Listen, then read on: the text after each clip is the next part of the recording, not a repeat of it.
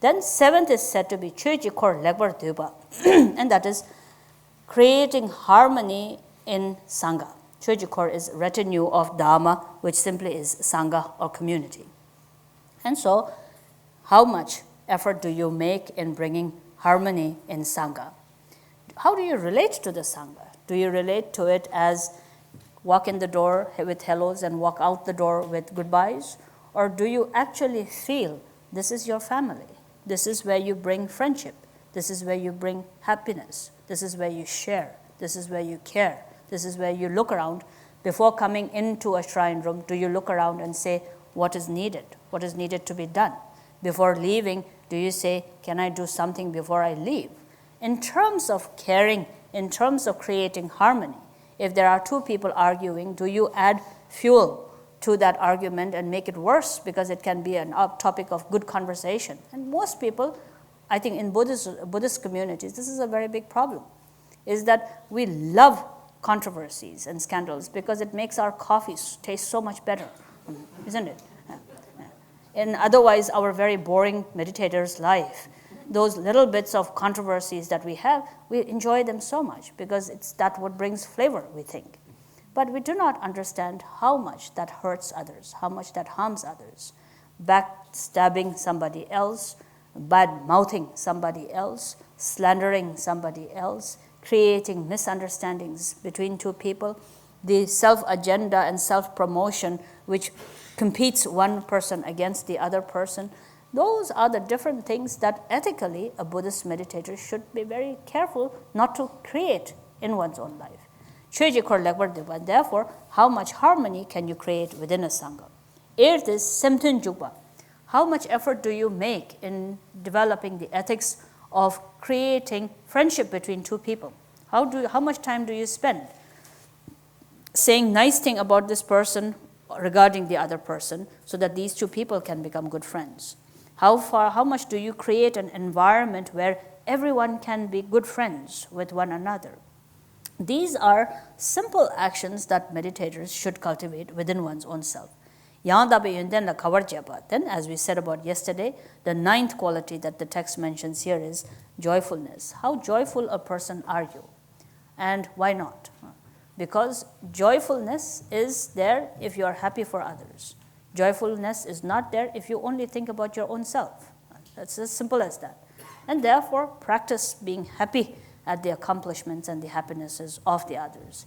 And then here it says, how much effort do you make in annihilating or destroying negativities within your own selves? How often do you correct your own self? Oh, I'm getting angry, I shouldn't. Oh, I'm getting selfish, I shouldn't. Oh, this is not what I should be doing, I shouldn't be doing. How much do you actually destroy or annihilate negativities within your own self? And then 11th, which says, how many miraculous actions do you perform that can tame and subjugate the minds of the others? Now, in regard to the fourth karma, I would say subjugation. This is again one thing. And it's a very interesting section over here, the 11th action that is spoken about within the activities or within the ethics over here. And I was mentioning it to the other people also the other day, is miracles and miraculous actions are very, very, very strange. There have been in the history of Tibetan Buddhism great Mahasiddhas and masters who performed many miraculous activities that have tamed the minds of people who otherwise would never be tamed, probably, isn't it? But this was a topic that we once were talking about in the monastery.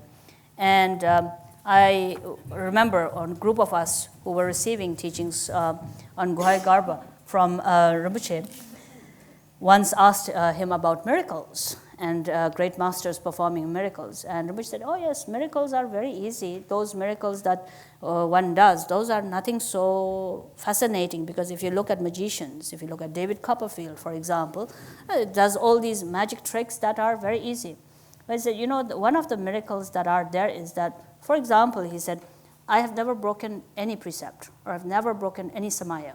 That's a miracle, isn't it? That's true. And so in that way, a miracle in today's time would be genuine kindness, never wavering from kindness. never wavering from ethics, never wavering from the commitments that you take. If you say, I'm going to be a kind person, and you never waver from that commitment, there couldn't be a greater miracle than that in today's times. So miracle is going the opposite direction of habitual tendencies. If you've grown up as a human being with a lot of resentment and anger, and you come to a point in your life where you can simply say, I'll drop that anger and be a kinder person, patient person, that's a miracle. That you, in the middle of all these confusions, are a meditator who is today committing yourself to practicing bodhisattva path of practice, that's a miracle, isn't it?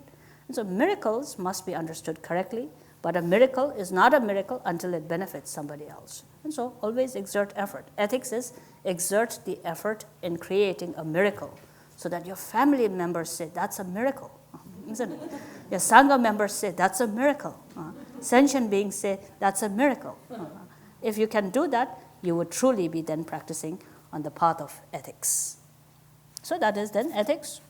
And the next is patience. And so I'll just continue with that in the afternoon session.